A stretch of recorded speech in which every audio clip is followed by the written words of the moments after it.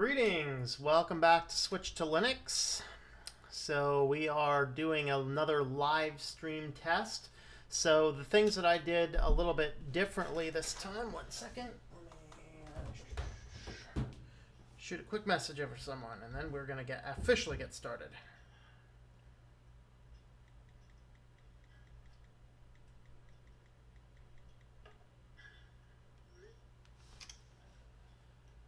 There we are. Okay, let me actually silence this. There we are. Okay. So, get over there, peak concurrent, and analytics. Okay, so I'm going to get started here. So a couple of things that I did differently this time. I changed some settings around in OBS. It looks like probably the biggest major issue that I've been having as far as the problems inside of the streaming so far have actually had a lot more to do with not displaying the keyframes out. So with the keyframes not displaying out, I had it set to auto, and it was frequently auto reporting keyframes around 8. And YouTube wants to generally have 4, and so I manually set that at 4. So hopefully that works. So let me know how it looks as far as how it's streaming. Let me know if it's buffering too much or things like that. Again, I'm monitoring an IRC chat room at Switched to Linux. The S, the T, and the L are capitalized, and on IRC chat, if you want to find me over there, my username is Switched to Linux. All right, so with that being said, I'm officially going to begin unveiling the computer. Let me first make sure that my chatting is good. Give me 1 second. I have to go around this big old computer and double check something over here.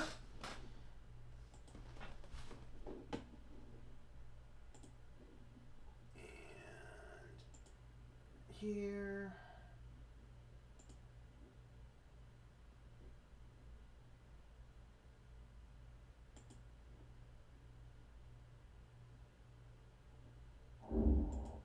Okay, just had to double check that. All right, I always wanted to double check, make sure things are working right. So I have my setup a little bit interesting right now because I have a computer partially disassembled over on this side, which we're going to look at.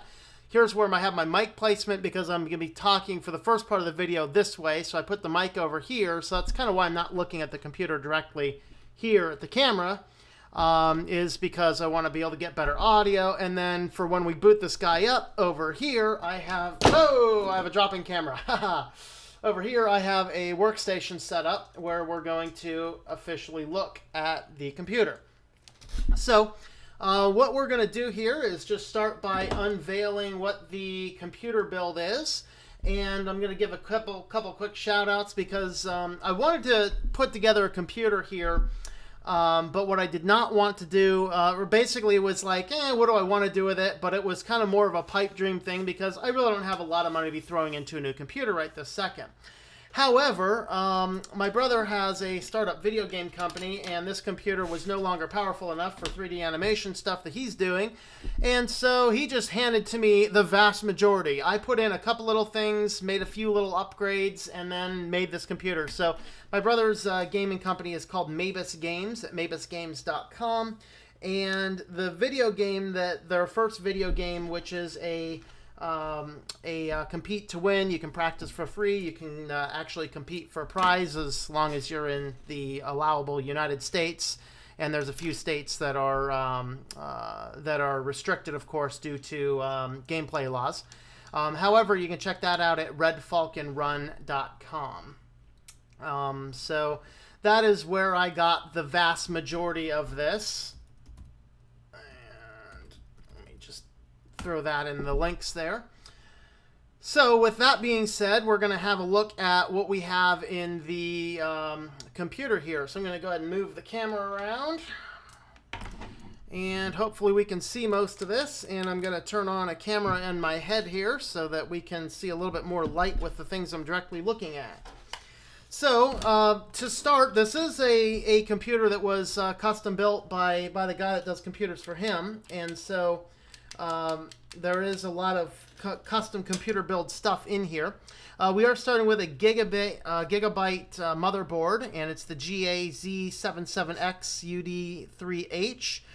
It does have some onboard graphics, which I'm not using because I am put in a graphics card here I'll talk about. But it does support up to 32 gigabytes of RAM, so I went ahead and maxed that out with Kingston HyperX RAM, and this is DDR3. So I do have 4 8-gig chips in there, so it does have 32 gigabytes of RAM. The processor in here is running a Core i5 3570K processor.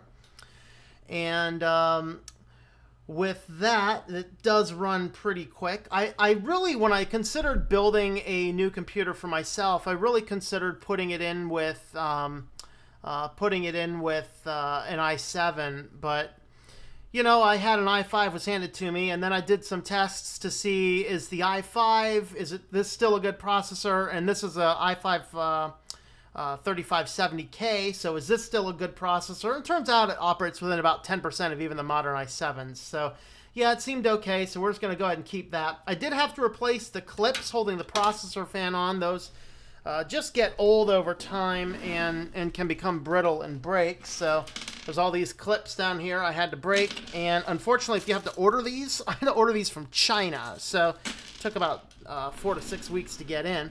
But I did get those ordered in, and they arrived finally.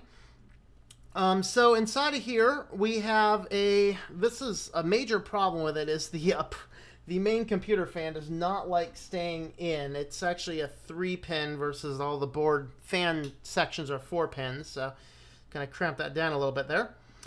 The board itself has 2 SATA 3s and 4 SATA 2s. So on my one SATA 3 port, I am running into an IC dock on the front. So the IC dock actually allows me to hot swap drives, and this is what I'm using for the main operating system. So over here, we can power on or power off. Power on, power off's on this side. We can power on or power off. It can support a 3.5-inch drive or a 2.5-inch drive. So I'm running a SanDisk solid state drive and just a 120 gigabyte. That's pretty much all I need. And then as I get the opportunity, I will be adding in some extra storage space because there is plenty of storage space in here. So we're gonna do that a little bit later. I put in just a generic light-on DVD ROM. I don't really need a whole lot more than that.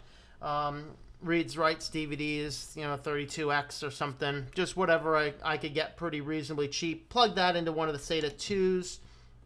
And then, of course, the graphics card I put in here is definitely, I'm not a gamer, just an FYI for that. So being as that I'm not a gamer, I just put in something that had a lot of onboard memory but was within a cheap budget. So I went with an AMD Radeon R7 240. And if you got this at Best Buy, you could actually get a high-profile 4 gigabyte onboard card versus most of these are actually 2 gigabyte. And it does support 4K monitors. I'm only using HD monitors, but if you see on the back here, it does support HDMI, DVI, and VGA. So I have been using this computer to record a few different videos on. And with all of that being said, what I usually end up doing is do a HDMI for the first monitor and a VGA for the second monitor, and it works great for my application.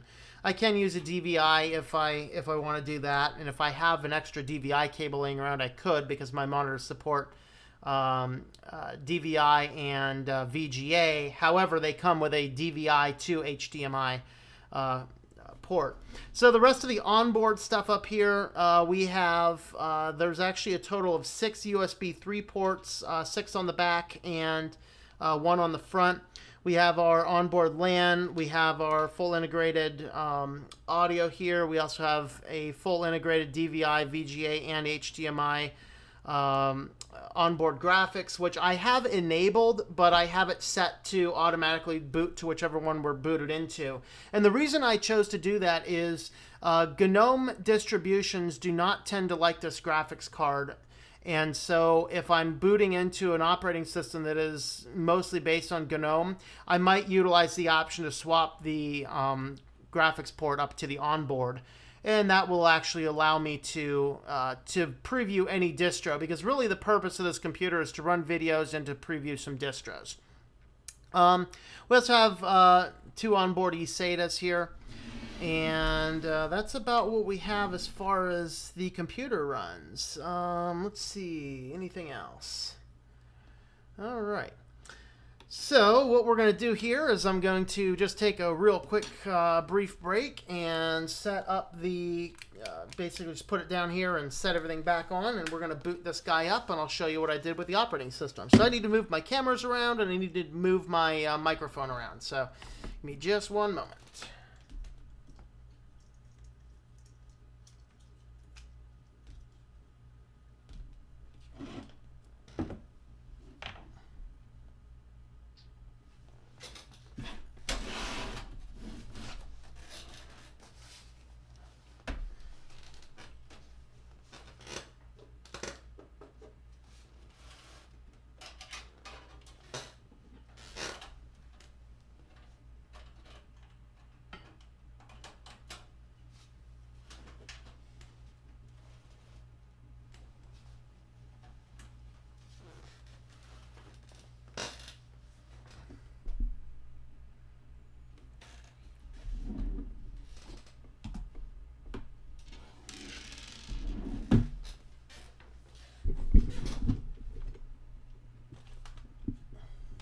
I feel like Louis Rossman here. You can only see a chair here for a period of time. Well, in my case, just a desk.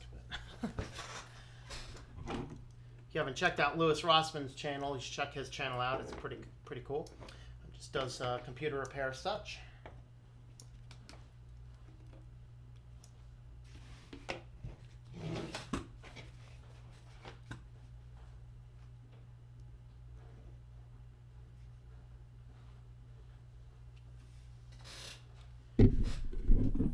Okay, so what we're going to do is boot this guy on here.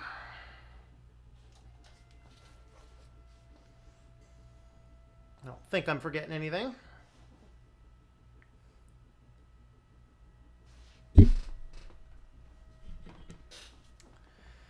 So with the SSD in here and the system performance that usually boots, bypasses the loading screen immediately and just boots right into the operating system in about 7 seconds. So, and I need to shut this light out so you can hopefully see a little bit better.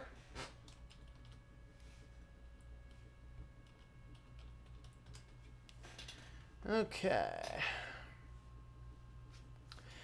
So here's what we're running for the operating system. This has been, I had asked a lot of people what type of operating system I might want to run here.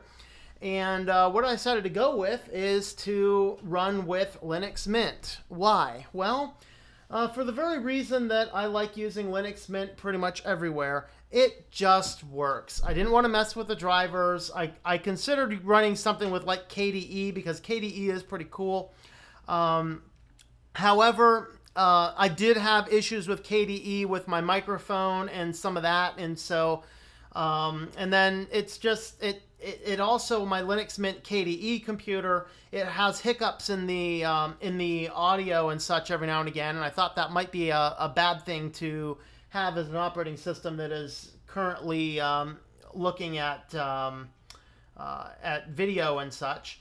And then I considered doing Debian. I wasn't sure about that, so I previewed it a little bit. I finally just came back and said, I'm just going to do Linux Mint 18.1 Cinnamon Edition simply because it jives with my workflow. It works. I've never had a problem with it, and that's what I've been using to record the rest of my videos anyway. With all of that being said, what we're going to do is just have a quick walk through the system. So I do actually have two different user profiles on here. And this is because I am going to be doing another channel on a different unrelated topic. And so with that, I just went ahead and put two different user accounts on here, one for each of those individual channels. And I wanted to go with some themes that looked a little bit nicer. So I'm using some of my images that I created in Blender, which are on my Switch to Linux website. And then I went with this glass theme here. And I'd almost probably like to come on and change some of the greens to yellows in the theme. And I'll get around to that another time. But I just went with this very nice menu system here. Let me see if I can zoom in on that a little bit better. Just a nice skeuomorphic menuing system that overall it looks nice. It's pretty flashy. I put my Switch to Linux logo down there at the bottom for the menu, so you can see that. And then I've just installed pretty much the basic information that I'm going to use. So I have OBS installed, which is what I usually do my recording in. And we are streaming this in OBS right now. I have GUVC view. For every now and again, I will use that for some better camera manipulation. I use Kdenlive for my video editing with OpenShot as a backup. And then occasionally I just want to run something simple, so I run a simple screen recorder as well. So those are the basic software packages. I kept most of the other things pretty much about the same as it was. I might come in here and uninstall some unnecessary packages eventually. But for the most part, I really wanted to get this computer set up and ready for running video. And so that is the basic computer build. So when we are doing more stuff in the future, I'm not sure. I might continue to use the same computer I've been doing some of the time just because of how fast and convenient it is. And when I want to run with this with multiple different screens, you know, I actually don't have extra monitors for all these things because I have 3 monitors for the different computers I have in the office. So what I'm pretty much going to do is just borrow the monitors. In fact, I've borrowed this monitor from my Windows computer for the time being. But when I'm actually doing recording, like full-scale recording on this, I actually have to take 2 different monitors out of other computers. And so if I run on the laptop I've been using, the system specs are pretty good that I can generally go ahead and just borrow 1 extra monitor. And that's what I have going on right now. Is I have a full recording screen with everything else going. So with that being said, this is the new computer build. So whoa, I have a cat that came up to say hi. Hello, kitty.